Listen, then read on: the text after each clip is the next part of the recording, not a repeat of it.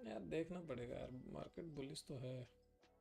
कोई नहीं, छोटा क्वांटिटी ज़्यादा मत उठाना इसमें, मेरा तो यही सजेशन रहेगा। अपन मार्केट ट्रेंड के अगेंस्ट ट्रेड ले रहे हैं।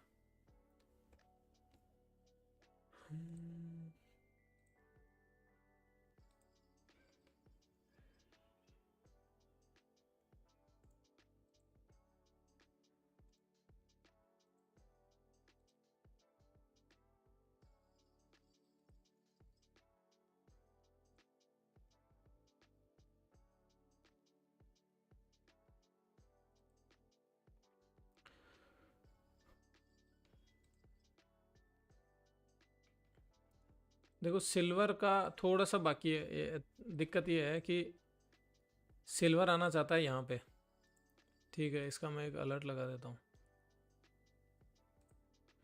सिल्वर एक बार इस पे टैप करके निकल जाएगा, अंदर आ जाएगा, तो फिर गोल्ड नीचे निकल जाएगा, या फिर गोल्ड हाई स्वीप करे, दोनों में से कोई ना कोई एक स्वीप करेगा। अब सिल्वर नहीं करना चाहता तो गोल्ड कर सकता है।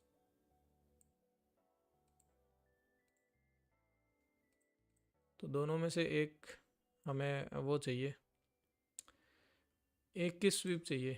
तब तक के लिए हल्की क्वांटिटी कर सकते हो आप। क्वांटिटी बढ़ानी हुई तो मैं बोलूँगा आप लोगों को। और अगर डर लग रहा है तो C2C भी देख सकते हो। डरने वाला काम ही है, क्योंकि ट्रेंड अब नीचे से हमें बाइंग दिख रही है, फिर हम सेलिंग ले रहे हैं, पर ट्रेड ऐसे ही किया हमने, और यही स्टाइल अपनी, हमें मार्केट इसी तरीके से समझ आता है। बाकी सबका अपना अपना व्यू होता है, अपनी अपनी स्टाइल होती है ट्रेड करने की, तो उसके हिसाब से आप कर सकते हो। एक्चुअली अगर ये सिल्वर ऊपर जाए बगैर नीचे आता है और गोल्ड भी नीचे आता है, तो फिर मैं ज़्यादा होल्ड नहीं करूँगा, क्योंकि फिर मुझे उम्मीद नहीं है इसकी कि ये ज़्यादा कंटिन्यू कर जाएगा नीचे। मुझे उम्मीद है कि दोनों में से एक बार हाई स्वीप करके फिर बॉटम में आए तो बड़ा मज़ा आएगा। उससे पहले सिर्फ सेलर को इनवाइट किया जाएगा।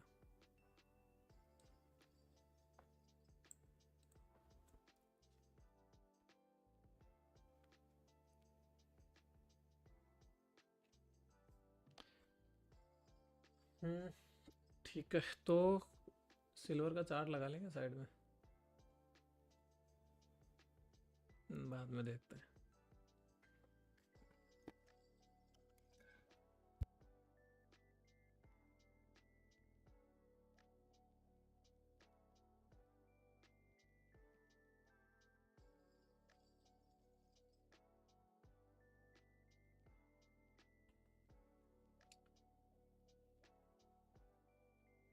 मार्केट में एसएल अगर दूर नज़र आ रहा हो तो उसका एक ही तरीका है कि क्वांटिटी कम रखो, तो टेंशन भी नहीं होती है। क्वांटिटी इतनी कम रखो कि मार्केट स्पाइक लेने भी जाए ना तो कोई दिक्कत नहीं है, दिमाग में टेंशन नहीं होनी चाहिए। अभी एसएल फिक्स नहीं हो रहा है यहाँ पे। एक्चुअली पीछे देखोगे तो ये लिक्विडिटी है। मार्केट अगर रुकना होता तो यहीं रुकता है एक बार। ठीक है, इसका मतलब ये नहीं है कि यहाँ से फट जाएगा, नहीं, आ सकता है वापस, रिट्रेसमेंट आ सकता है, क्योंकि लास्ट में आके इसने ये एक बड़ी कैंडल दी है। ये एक लास्ट कैंडल हो सकती है इस लेग की। इससे पहले एक रिट्रेसमेंट आना चाहिए एटलीस्ट यहाँ तक का। ये लेवल है 25 का। ठीक है, तो ये एक लास्ट कैंडल हो सकती है।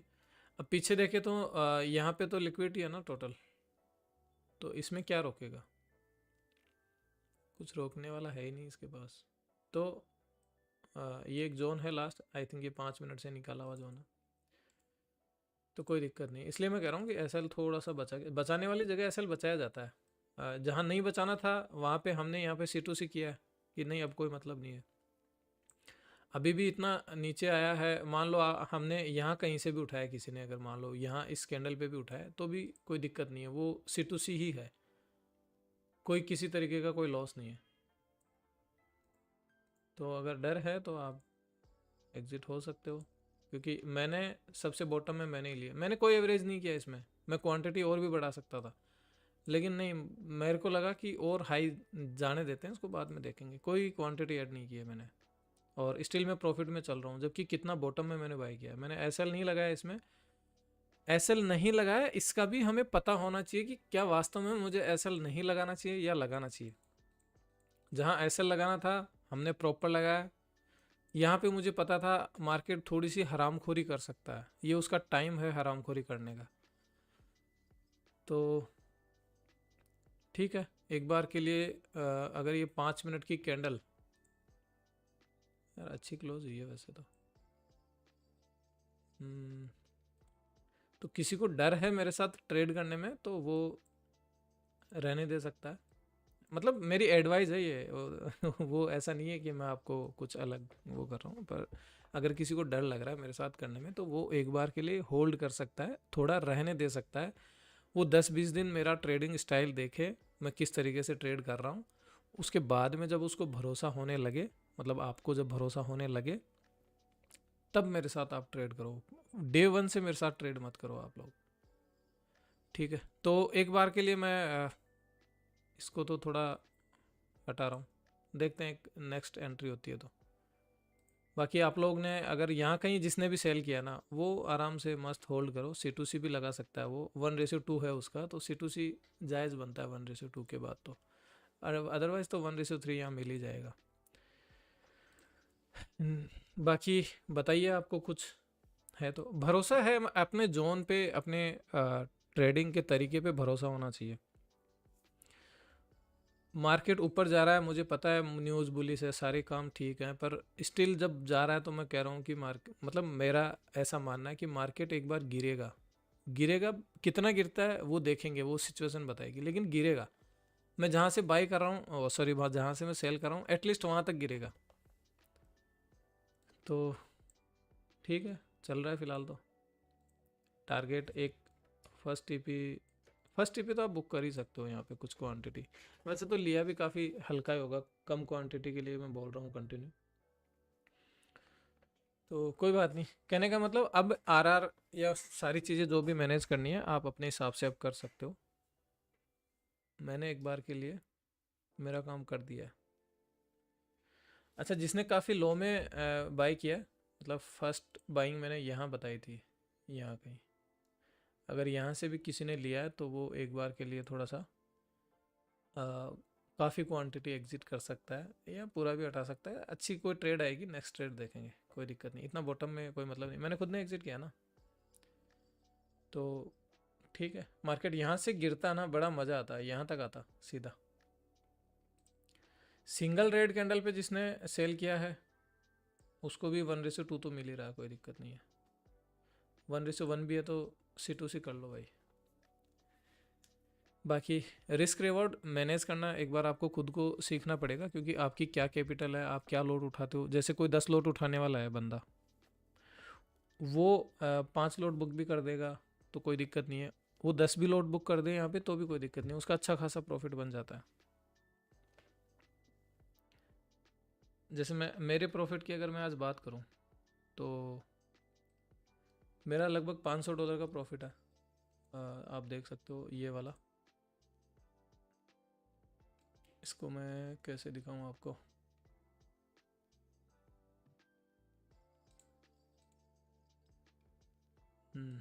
ओके, ये $552, तो मतलब कमीशन काट पीट के ये कमीशन आप देख रहे हो इधर, तो $542 के आसपास का प्रॉफिट है, जिसमें से $30-40 का कमीशन कट गया, और बाकी $500 के आसपास का प्रॉफिट है, मतलब 50,000 रुपये के आसपास।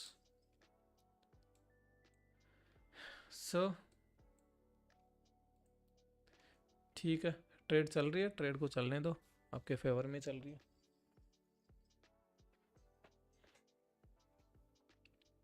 तो शिवम भाई जैसे पूछ रहे थे कि मेरा एसएल हिट हो रहा है बार बार, क्या करना चाहिए क्या नहीं, तो आपकी ट्रेडिंग या बैक टेस्टिंग या फिर एक्सपीरियंस आपको 1 ही साल हुआ है, लेकिन जब 2-3-4 साल हो जाएंगे तो आपको पता चल जाएगा कि मैं क्या यहाँ पे ट्रेड पे एसएल टाइट रखूं या इसमें गैप दूं,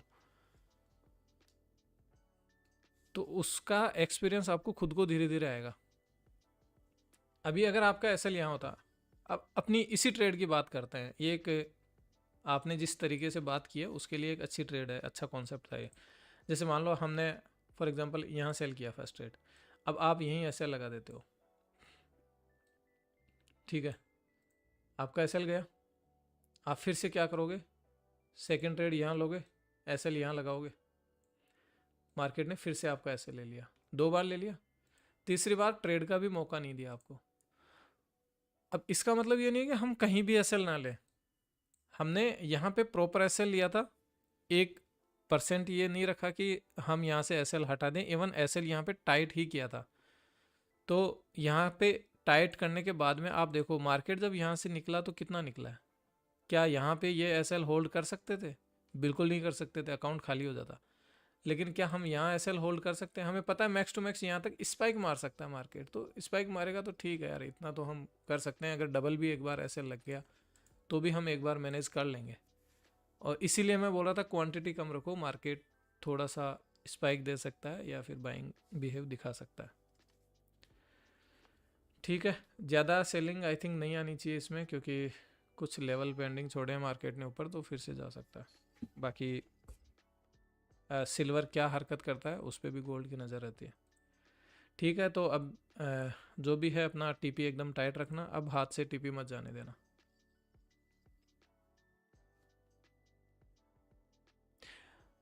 हाँ सर, मैं एसएल दिया